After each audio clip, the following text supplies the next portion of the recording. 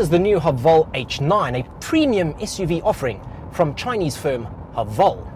Now, Haval only focuses on making SUVs, and so successful are they at making SUVs that for the past 3 years, they've sold over 1 million new units in mainland China alone. To put that into perspective, there's only around 580,000 brand new vehicles sold in South Africa each year across all makes. So it's fair to say that Haval knows what they're talking about, especially when it comes to SUVs. The H9 is their flagship offering. It is a large premium 7-seater with 3 rows. And I'll tell you what, this is probably the biggest surprise of 2018 for me. I wasn't expecting it to be amazing. I don't particularly like the Haval H2. I think the H6C represents pretty decent value for money. But this H9, this is next level. It goes up against the likes of the Ford Everest and the Toyota Fortuner. But with a ride this good, I'm tempted to put it up against the likes of the Volvo XC90 and even some of the Range Rover offerings.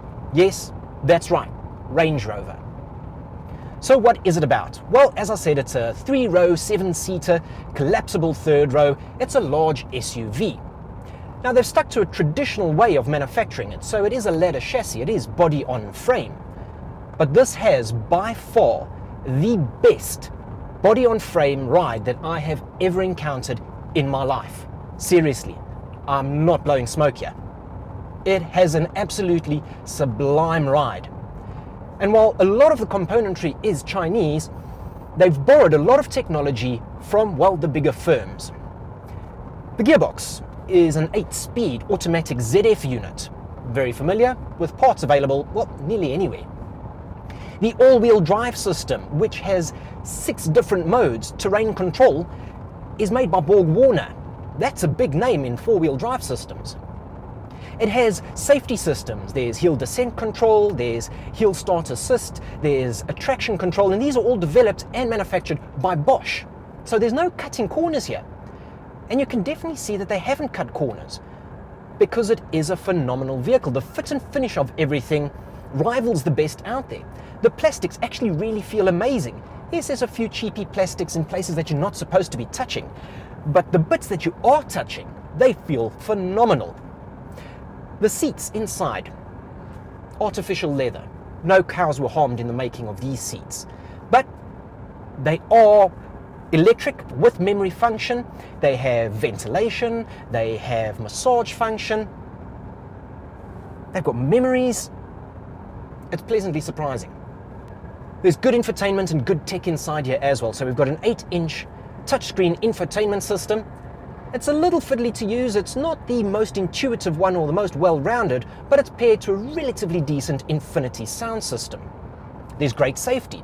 There's driver and passenger airbags. There's side airbags as well as curtain airbags for all occupants, all the way down to the back.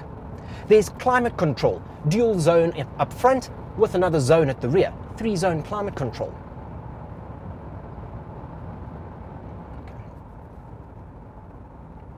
It has a host of creature comforts as well that you actually don't need to specify because they come standard on the H9. Please remember that all of this comes standard. So we have adaptive lighting, auto leveling and cornering assist. So if you're heading up an uphill, it's going to adjust them accordingly. It's got wireless charging in the center armrest here. It's got a full panoramic sunroof and there's mood lighting in the interior. And all of this is standard. There's more than ample room in the back, and that 3rd row is surprisingly usable. With the 3rd row folded down, you're going to get 747 litres of storage space inside here. And that does mean that it rivals the likes of the Everest and the Fortuner rather comfortably. It's been an absolute pleasure to drive this vehicle. But there are still a few criticisms. So the first one is the engine. It is powered by a 2-litre 4-cylinder turbo petrol engine, and it makes 180 kilowatts and 350 newton meters. Now, this seems fine and looks great on paper, but the body weighs 2.3 tons, so it is a little lethargic. They claim 10.9 litres per 100 on the open road, and combined cycle, I'm sitting with 15.1. There is an eco mode here, but that's only just stunting the pedal, and that you don't really want, because that brings me to my second gripe. The gearbox is programmed in such a way that it's always selecting a gear higher so that it keeps you low in the rev, saving fuel. And sometimes this means that you're out of boost and it's a little laggy, it's not the most responsive. So a bit of gearbox programming, slightly lazy motor. I mean, I'd love to see this with a 3-litre turbo diesel. And then of course the fuel consumption. And all of these are rather excusable when you consider the price. I put a friend behind the wheel of this vehicle, not telling him the price, but giving him the spec level. He came in about 300,000 Rand more than what this vehicle is worth. He put it round about the 1 million Rand mark, and it doesn't come in there, nowhere close. 600,000 Rand, all in. There's no options list, everything's already included, even the panoramic sunroof, that's all included.